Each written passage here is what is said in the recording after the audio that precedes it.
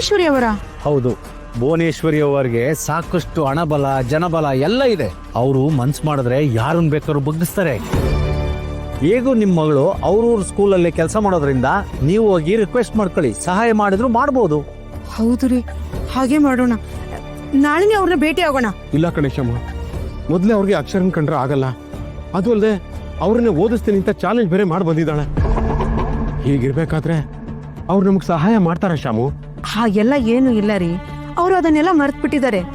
ದೀಪಾವಳಿ ಹಬ್ಬಕ್ಕೆ ನಾವು ಅವ್ರ ಮನೆಗೆ ಹೋಗಿದ್ವಲ್ವಾ, ಅವ್ರು ನಮ್ಮ ಮನೆಲ್ಲ ಎಷ್ಟು ಚೆನ್ನಾಗಿ ನೋಡ್ಕೊಂಡ್ರು ಗೊತ್ತಾ?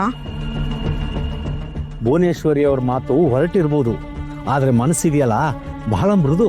ಅವರಿಂದ ಎಷ್ಟೋ ಜನ ಬದುಕು ಕಟ್ಕೊಂಡಿದ್ದಾರೆ. ಅದರಲ್ಲೂ ಹೆಣ್ಮಕ್ಳ ಜೀವನದ ಬಗ್ಗೆ ಬಹಳ ಕಾಳಜಿ ವಹಿಸ್ತಾರೆ. ನೀವು ಹೋಗಿ ರಕ್ಷಣೆ ಬೇಕು ಅಂತ ಕೇಳ್ಕೊಳ್ಳಿ, ಅವರು ಯಾವುದೇ ಕಾರಣಕ್ಕೂ ಇಲ್ಲ ಅನ್ನಲ್ಲ.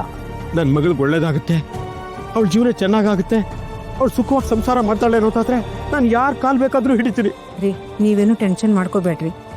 ದೀಪ್ತಿ ಅವ್ರ ಲಗ್ನ ಪತ್ರಿಕೆನ ನಾಳೆನೇ ಅವ್ರ ಮನೆಗೆ ಕೊಡಕ್ ಹೋಗೋಣ ಅಂತ ಹೇಳಿದ್ದಾರೆ. ನಾವು ಅವ್ರ ಜೊತೆ ಹೋಗೋಣ. ಸರಿ ಶಾಮು. ಅಪ್ಪ, ಅಮ್ಮ, ಎಲ್ಲಿ ಹೋಗಿದ್ರಿ ನೀವಿಬ್ರು? ಏನೂ ಇಲ್ಲಮ್ಮ, ಅದು ಅರ್ಚಕರ ಜೊತೆ ಮದುವೆ ಬಗ್ಗೆ ಡಿಸ್ಕಸ್ ಮಾಡ್ತಾ ಇದ್ವಿ. ಅಷ್ಟೇನಾ? ನಮ್ಮ ಅಪ್ಪ ಅಮ್ಮ ಕಾಣಿಸ್ತಿಲ್ಲ ಅಂತ ನಿಮ್ಮ ಮಗಳು ಫುಲ್ ಟೆನ್ಷನ್ ಆಗ್ಬಿಟ್ಟಿದ್ಲು. ಸರಿ, ಹೋಗೋಣವಾ? ಹಾ, ಏನಾಯ್ತು? ಯಾಕೆ ನೀವಿಬ್ರು ಒಂಥರ ಇದ್ದೀರಾ? ಏನೂ ಇಲ್ಲಮ್ಮ, ಅದು ಸ್ವಲ್ಪ ಬಿಸಿಲು ಜಾಸ್ತಿ ಅಲ್ವಾ, ಸುಸ್ತಾಗಿತ್ತು ಅಷ್ಟೇ. ನೀವು ಹೋಗಿ ಕಾರ ಹತ್ರ ಹೋಗಿ ನಾನು ಪೂಜಾ ಬಟ್ಟೆ ತರ್ತೀನಿ. ರುದ್ರಭವನ ಯಾಕೆ? ಮಾವ ಹುಡುಗಿನ ಒಪ್ಕೊಂಡಿಲ್ಲ ಅಂತ ಗೊತ್ತಾಗಿ ನನಗಂತೂ ಸ್ಯಾನೆ ಖುಷಿ ಆಗೋಯ್ತು. ಅವ್ರು ಒಪ್ಕೊಂಡಿಲ್ಲ ಅಂತ ನಿಂಗೆ ಹೆಂಗ್ ಗೊತ್ತಾಯ್ತು? ಅದಾ, ಆ ಹೆಣ್ಣೋಡ ಶಾಸ್ತ್ರ ಹಾಳಾಗ್ಬೇಕು ಅಂತ ಗುಡಿಗೆ ಹೋಗಿ ಅಂಗೈ ಮೇಲೆ ಕರ್ಪೂರ ಹಚ್ತಿದ್ದೆ. ಅವಾಗ ಅಕ್ಷರ ಟೀಚರ್ ಬಂದ್ಲು. ಚಂಚಲ, ಏನ್ ಮಾಡ್ತಿದ್ಯಾ? ಇವತ್ತು ಹುಡುಗಿ ಮನೆಯವ್ರ ಮುಂದೆನೆ ನಿನ್ನನ್ನ ಪ್ರೀತಿಸ್ತಿರೋ ವಿಚಾರನ ಹೇಳ್ಬಿಡಿ ಅಂತ ಹೇಳ್ತೀನಿ. ಸರ್ಪ್ರೈಸ್ ಆಗಿ ಒಂದು ಒಳ್ಳೆ ಗಿಫ್ಟ್ ಕೊಟ್ಟು ಮಾಡಿದ ತಪ್ಪಿಗೆ ಸಾರಿ ಕೇಳಿ ನೇರವಾಗಿ ಐ ಲವ್ ಯು ಅಂತ ಹೇಳ್ಬಿಡಿ. ಓಹೋ, ಈಗ ಅರ್ಥ ಆಯ್ತು ಇಲ್ಲೇನಾಗಿದೆ ಅಂತ. ರುದ್ರನ್ ತಲೆ ಕೆಡೋಕ್ಕೂ ಮುಂಚೆ ಇವಳ ತಲೆನೇ ಕೆಡೋ ತರ ಕಾಣ್ತಾ ಇದೆ. ಅಕ್ಕಯ್ಯ, ನನ್ನ ಕೈಲಿ ಇನ್ನೂ ಕಾಯಕ್ಕಾಗಕ್ಕಿಲ್ಲ. ನಾನೇ ಹೋಗಿ ಅತ್ತೆ ಒಂದವ ನೇರವಾಗಿ ಎಲ್ಲಾನು ಹೇಳ್ಬಿಡ್ತೀನಿ. ಯಾಕಿಷ್ಟು ಆತರ ಪಡ್ತೀಯಾ? ಸ್ವಲ್ಪ ಸುಮ್ಮನೆ ಇರೋ. ಈ ದಿನ ಸುಮ್ಕಿದ್ದಕ್ಕೆ ಏನಾಯ್ತು ಅಂತ ನೋಡಿದ್ರಲ್ಲ. ಇವಾಗ ಏನು ರುದ್ರ ಬಾಬಾ ಹುಡ್ಗಿನ ಒಪ್ಕೊಂಡ್ಬಿಟ್ರಾ? ಇಲ್ವಲ್ಲ. ಆ ಟೀಚರ್ ಅಮ್ಮ ಫೋನ್ ಮಾಡದೆ ಹೋಗಿದ್ರೆ ಒಪ್ಕೊಂಡ್ಬಿಡ್ತಿದ್ದ. ಆದ್ರೂ ರುದ್ರ ಭಾವನೆ ಅತ್ತೆಯವನ ಹತ್ರ ಹೇಳೋ ತನಕ ನಿನ್ ಕಾಯಿ. ನಮ್ಮ ಮಾವನ್ ನಂಬ್ಕೊಂಡ್ರೆ ಆಟೆ. ಮುಕ್ಕಲಿಕ್ಕೆ 3 ದಿನ ತಗೊಂತಾನೆ, ಆ ಕೆಲಸಕ್ಕೆ 6 ತಿಂಗಳು ತಗೊಂತಾನೆ. ಅತ್ತೆಯವನ್ ಬೇರೆ ಹಠ ಜಾಸ್ತಿ. ಹಠ ಹಿಡ್ದು ಬ್ಯಾರೆ ಹುಡುಗಿ ಮದ್ವೆ ಮಾಡಿಸ್ಬಿಟ್ರೆ. ರುದ್ರ ಭಾವ ಯಾರು? ಅತ್ತೆಯವನ್ ಮಗ. ಅತ್ತೆಯವಂಗೆ ಎಷ್ಟು ಹಠ ಇದೆಯೋ ಅದ್ರ 10 ಪಟ್ಟು ಜಾಸ್ತಿ ಹಠ ರುದ್ರ ಭಾವಂಗಿದೆ. ಪ್ರೀತ ಹುಡುಗಿನ ಅವ್ರು ಯಾವ್ದೇ ಕಾರಣಕ್ಕೂ ಬಿಟ್ಕೊಡಲ್ಲ. ಇವತ್ತೇ ಹೋಗಿ ಅತ್ತೆಯವನ ಹತ್ರ ನಾನ್ ಪ್ರೀತಿಸ್ತಾರ ಹುಡುಗಿ ಚಂಚನೆ ಅಂತ ಹೇಳ್ತಾರೆ. ಈ ದಿನ ಸಂಕೋಚ ಅಂತ ಹೇಳ್ಕೊಳ್ದೆ ಇದ್ದವನು ಇವತ್ತು ಹೇಳ್ಕೊಂಡ್ಬಿಡ್ತಾನಾ? ಹೇಳಲೇಬೇಕು. ಯಾಕೆ ಅಂದ್ರೆ ಹೆಣ್ಣಿನ ಮನೆಯವ್ರ ಮುಂದೆನೆ ನಾನು ಯಾವ್ದೋ ಹುಡುಗಿನ ಪ್ರೀತಿಸ್ತಿದ್ದೀನಿ ಅಂತ ಹೇಳ್ಬಿಟ್ಟಿದ್ದಾರೆ. ಇಷ್ಟಾದ್ಮೇಲೆ ಅತ್ತೆಯವ ಸುಮ್ನೆ ಇದ್ಬಿಡ್ತಾರ? ಆ ಹುಡ್ಗಿ ಯಾರು ಅಂತ ಬಾಯ್ ಬಿಡಿಸ್ತಾರೆ. ಹಂಗಂತೀರಾ? ಇವಾಗ ನೀನೇ ನೋಡು, ರುದ್ರ ಭಾವನೆ ಅತ್ತೆಯವನ ಹತ್ರ ಹೋಗಿ ನಾನ್ ಪ್ರೀತಿಸ್ತಾರ ಹುಡ್ಗಿ ಚಂಚು, ನಂಗ್ ಚಂಚುನೇ ಬೇಕು, ಚಂಚು ಜೊತೆ ನನ್ ಮದ್ವೆ ಮಾಡ್ಸಿ ಅಂತ ಕೇಳೋದ್ ಹೇಗಿದೆ?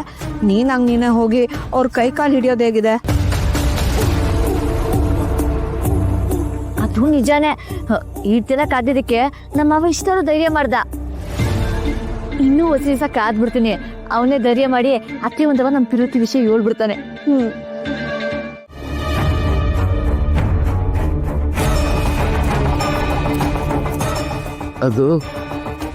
ಅದು ನಿನ್ಗೆ ಗೊತ್ತಿರೋ ಹುಡುಗಿನೇ.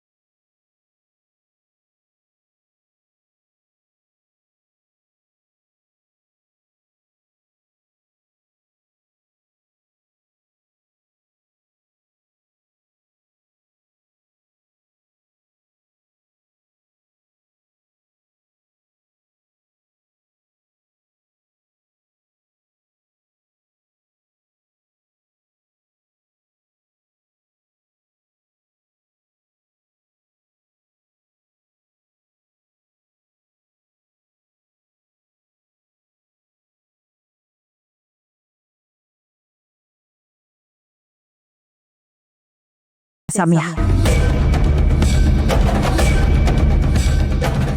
ಅಷ್ಟಾಗೆ ಆ ಹುಡುಗಿಗೆ ಒಪ್ಪಿಗೆ ಆಯಿತೋ ಇಲ್ವೋ ಅಂತ ಕೇಳಿ ನನ್ನ ಮುಂದೆ ಕರ್ಕೊಬಂದು ನಿಲ್ಲಿಸ್ಬೇಕು. ಹೇಳಿದ ಅರ್ಥ ಆಯ್ತಾ?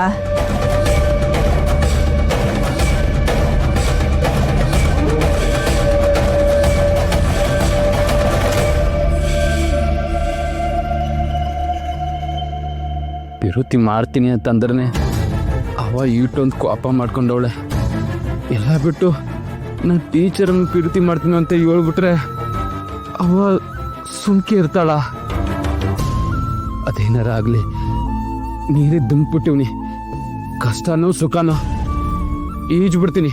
ಅವ ಬೈದ್ರೆ ಬೈಲಿ, ನಾಳೆ ಏನಾದರೂ ಆಗಿದ್ದಾಗಲಿ ಟೀಚರ್ ಅನ್ನಂತವ ಹೋಗಿ ನನ್ನ ಮನಸ್ಸಿನಾಗಿರೋ ಪಿರುತಿನ ಹೇಳ್ಕೊಂಡು ಆಮೇಲೆ ಅವನ್ ತವ ಬಂದು ಸಮಾಧಾನ ಮಾಡ್ತೀನಿ.